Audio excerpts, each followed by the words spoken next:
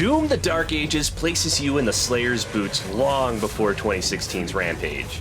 But instead of muddy castles and swords, we have flying fortresses, knights with radios, and a mech suit war against hell itself. It's brutal, bloody, and sometimes downright bizarre. The gameplay remains great, especially with that satisfying new shield mechanic, but between the strangely modern setting and the absence of Mick Gordon's signature sound, something felt off. Let's dive into what this game does right, what it fumbles, and whether it's worth ripping and tearing your way through another chapter of Slayer history.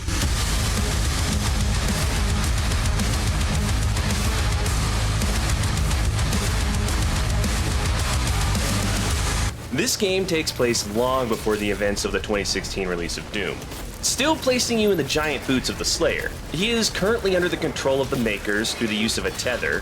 Even though he is being controlled, he still puts his skills to use defending humanity by destroying demonic hordes. Prince Azrak of Hell is searching for the Argent Heart, said to be protected by the Night Sentinels of Argent Denur, setting up for a vicious war where only the Slayer can sway the tides.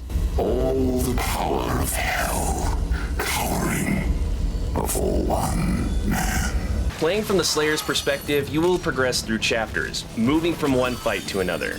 The primary objective is to rip and tear your way through countless demons placed in your path by any means necessary, typically using wicked guns or powerful melee weapons. The Slayer even utilized a shield during these times, making it both a defensive and offensive tool simultaneously. The awesomely destructive skills of Slayer lay waste to anything he deems threatening. As you progress, there will be many demons, mostly cannon fodder that can be easily dealt with, even when they appear in great numbers. Eventually, they will be accompanied by various elite beasts, which require more effort to defeat. These foes boast special attacks and sometimes armor, so you'll need to whittle down their health while keeping your own. Ultimately, you aim to daze them for a gruesome finishing blow. Unfortunately, not all finishing attacks have a satisfying, brutal cinematic, but the ones that do feel oh so good. You will have access to various guns, and most weapons will feature different variations, such as more powerful shots that use the same ammunition, just in larger quantities. The enemy and weapon design requires you to swap weapons based on the situation to progress with ease. Or you may find a gun you love and stick with it. Your choice of weapon may heavily depend on the game's difficulty and your preferred playstyle. Along with your guns will come a few melee options. Strong attacks with only a few charges available. Melee attacks will send a shower of ammo down every time you use it on an enemy. The charge time can be increased by picking up special items or your actions, allowing you to use it more frequently. Eventually you will gain access to a skill tree of sorts, increasing the utility of melee weapons, but more on that later. Almost always, your left hand will be holding the Saw Shield, a versatile weapon you can use to deflect incoming attacks and throw at your enemies. It will also aid in mobility at certain points in the game. Throwing your shield will destroy damaged armor and eliminate groups of enemies upon impact. You can also use it to rush forward and slam into your foes with the same effect. When enemies attack, whether physically or from a range, their attacks will glow with either a red or green hue. Red attacks can be blocked but may eventually break the shield, requiring a quick cooldown before it can be used again. Green attacks, however, can be parried back at your foes, causing significant damage while protecting yourself. Eventually, you will unlock the use of runes, special abilities that can be equipped to the shield. You can have only one in use at a time, but they offer some incredible enhancements to the parry mechanic. It can call down lightning, create a fissure in the ground, or, my favorite, shoot a swarm of daggers at your enemies. The rune effects provide a fantastic AoE advantage during a large fight, filled with attacks from all directions. You will find gold lying around or receive it as a reward for completing chapter challenges. The gold will be used at Sentinel Shrines to upgrade your equipment and runes. All upgrades will enhance the usefulness of your weapons within a tree. As you purchase upgrades, the cost will steadily increase the farther down the tree you go, sometimes requiring more than just gold to buy. Rubies and ray stones are rarer materials needed for the more expensive upgrades. Thankfully, at the end of every chapter, you are shown how many resources are available and whether you found everything, giving you an idea of where to find the necessary funding. Scattered throughout most chapters are hidden areas containing gold, codex entries, and adorable toy versions of characters from the game. If you enjoy exploring a bit between battling with demons, there will be plenty for you to do. You will have access to a map of the chapter, which shows you the general location of some secrets. However, you will need to figure out how to actually get there. There is a difficulty option to select how tough you want the game to be, but there's also a comprehensive set of sliders that allow you to change your gameplay. You can adjust the game's speed, the damage output of both you and your enemies, the aggressiveness of enemies, and even the timing of the parry window. Using those settings, you can create the perfect challenge for yourself, or make it a breeze getting through the game. True to the Doom series, you won't find aggressive language. However, there will be copious amounts of blood, terrifying demons losing pieces of themselves if you shoot them to death, and ripping out parts of enemies to crush in your hands. Although the destructive nature and absolute carnage of the Slayer is awesome, some kids are best put in the other room while you play.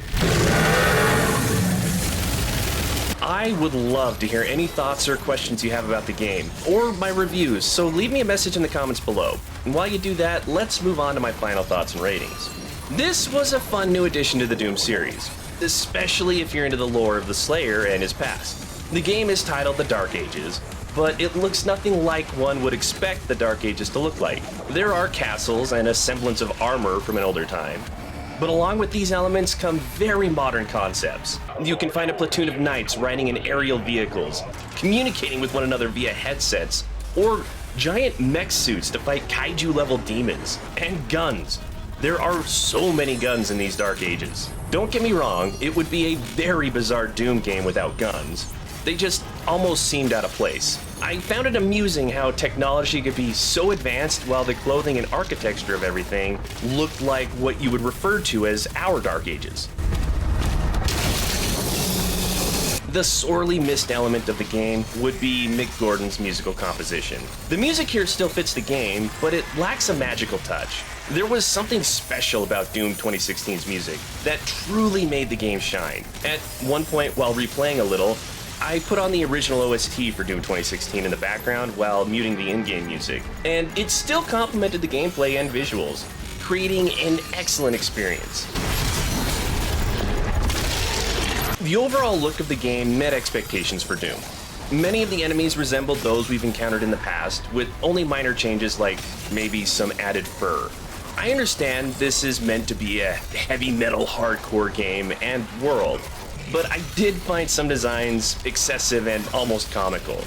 For instance, a giant enemy ship flying through the air, resembling a metallic skull with no flight benefits. Nevertheless, it was thrilling to run through hellscapes and destroy demons. The game features a variety of captivating environments and impressive designs.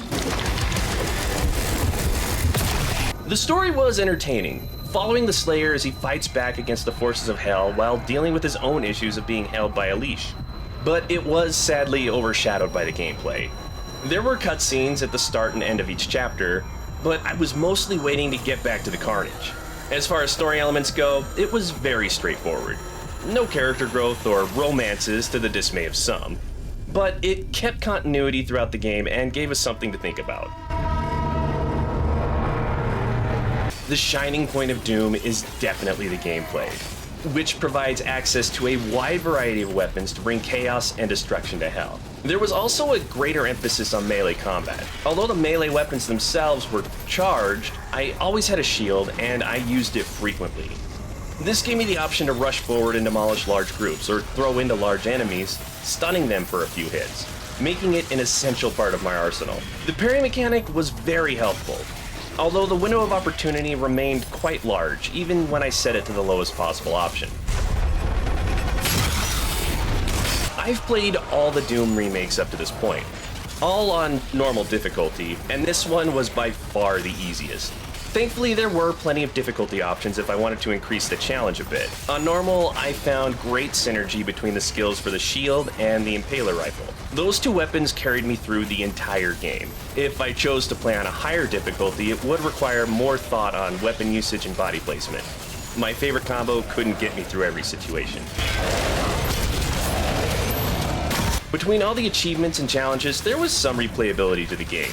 Beating on different difficulties rewarded me with new Slayer skins, and a weapon with max skills created a challenge that required me to use it in a certain way. After completing a chapter, I could return to any level, equipped with a list of how many secrets or pieces of gold I might have missed during my first time through, making it quite nice to go back and work on completing everything.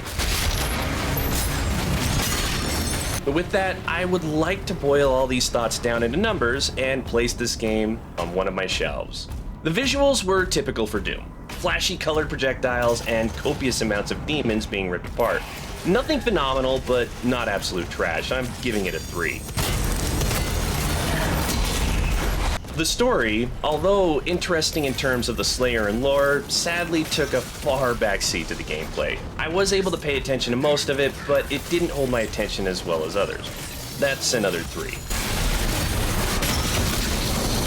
Gameplay offered plenty of opportunities for a personalized playthrough with all the different sliders, and the shield gameplay was very satisfying. All in all, I'm feeling a 4. Replayability was there with all the different challenges offered. However, it can feel very repetitive and kind of dull. It's getting a 2. This game was fun. It's great for some mindless demon slaughter for a time, and maybe some challenging objectives. I'm giving it another 3. Earning Doom: The Dark Ages an average score of 3 out of 5, placing it at the good end of my mid-shelf. A must-play if you are invested in the deep lore of the Slayer and Doom series, and definitely worth checking out if you have access to the Xbox Game Pass. On the other hand, the price may be a little steep. If you really need some Doom, you might be better off playing one of the other two. If none of this sounds like something you'd enjoy, fear not. I have extensive lists over there, providing plenty of other reviews of games I've played in the past. Check those out. We can find what your next great game is.